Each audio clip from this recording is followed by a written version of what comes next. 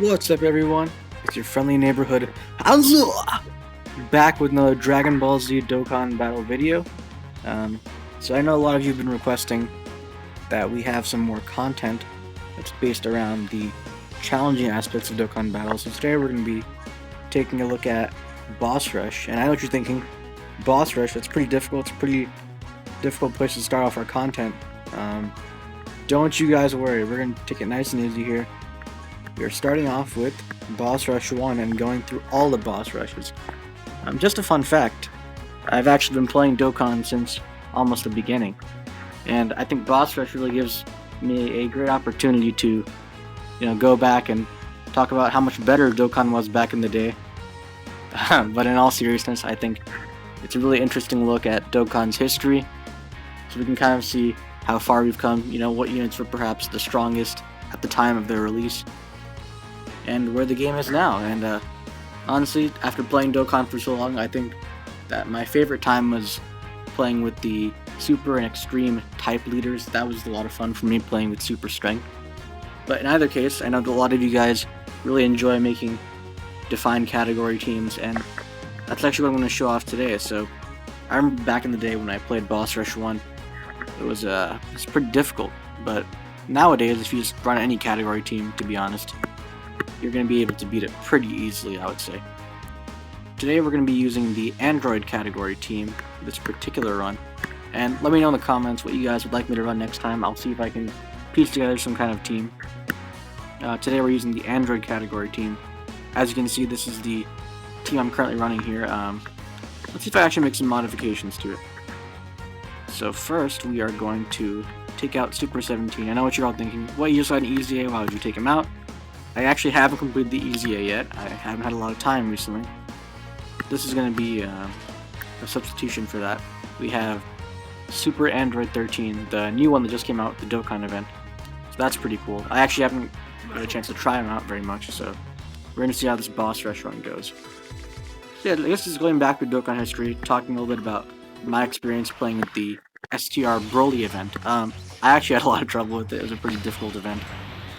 Broly's defense and his health were just so high, astronomically high actually, for the current state of the game, that unless you had a disabling rampage effect like with the Family Kamehameha or a couple other units, I think there's some link skill too, it was pretty difficult to get any real damage unless this was post the release of STR Super Gogeta. But now, as you'll see in a couple seconds, we'll do this pretty handily and be pretty easy.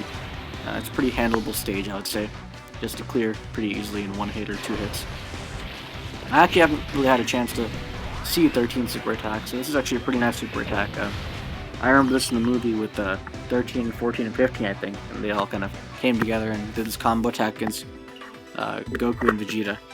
Honestly, not really my favorite movie, I would say. It's definitely got some holes in its plot, and 13's not really that interesting of a character, but he certainly looks cool, and for the purposes of this video, he's pretty interesting. So I think we're just going to take him out here with Android 16, maybe get an Ultra Super off with the LR Androids. But yeah, not too much trouble, I would say, honestly. If you guys have any recommendations, maybe if you would like me to test out some Dokkan events, some of the newer ones, and try running against them with some teams, I think that would be a lot of fun, maybe pretty educational for you guys who maybe don't have all the units that I do, and maybe that would, make you able to be more adaptable to the situation. Because honestly, you can take, as I mentioned before, you can take basically any of these teams and kind of breeze through all the content you want to. So it really shouldn't be that difficult. But, I'm really happy to help, so just let me know in the comments section what you guys would like. And before I forget, don't forget to like and subscribe. We're going to be posting videos every few days. We don't have a schedule yet, but hopefully our consistency will be rewarded with lots of views and some reactions from you guys. I'm not exactly sure if we're going to stick to Dokkan content specifically, but I think that, especially since Dokkan is probably a game that we're all familiar with, it'd be nice to start off from there, and depending on what our audience wants, we can branch out. So yeah, actually, fun fact about this LRSL, I pulled him right when he came out, but I wasn't really playing much Dokkan then, so he was kind of sitting in my box for a long time, and then I ended up pulling two dupes of him actually, just out of nowhere on some random banners. And, you know, Cell's not the greatest unit. I was kind of unhappy at first when I first pulled him. I was like, Hanzo! But then, I just thought about it. I'm like, you know, I can make use of this unit. I pulled a lot of the Android units, luckily, so I was able to slot him in on team. But I didn't really have any better options. So yeah, he's been pretty nice for me. He's actually really useful for a World Tournament if you're into that thing, which I am personally not. But he is very good at clearing those stages extremely fast and good for ranking up. So that is definitely an underrated unit that I would use for World Tournament if you don't have some of the more powerful ones. Alright, just breezing through Kid Buu there. Kid Buu's kind of a longer stage. You have to fight through the Majin Buu, the Super Buu, and then finally Kid Buu himself. As a unit, actually, Kid Buu is quite relevant, I would say. His passive ability is really strong. Giving, I don't know if it's key, but he definitely gives a lot of stats to all allies. That's dependent on HP a little bit, but he's been pretty strong ever since he came out a long time ago, 3, 4, 5 years ago maybe.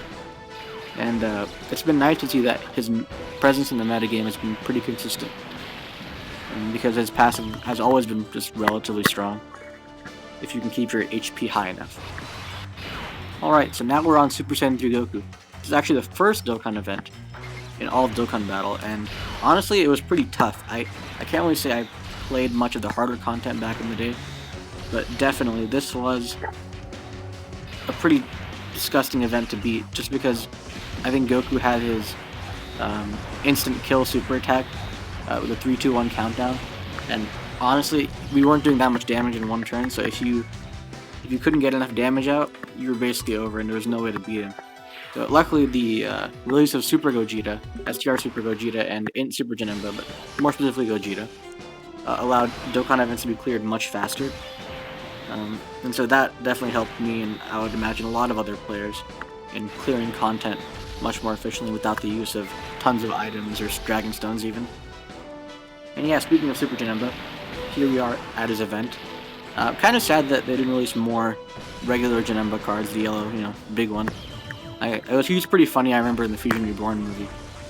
Hopefully that will change in the future, but seeing as every single Dokkan event is Goku and Vegeta and Gogeta and Vegito, I don't think that's going to change anytime soon.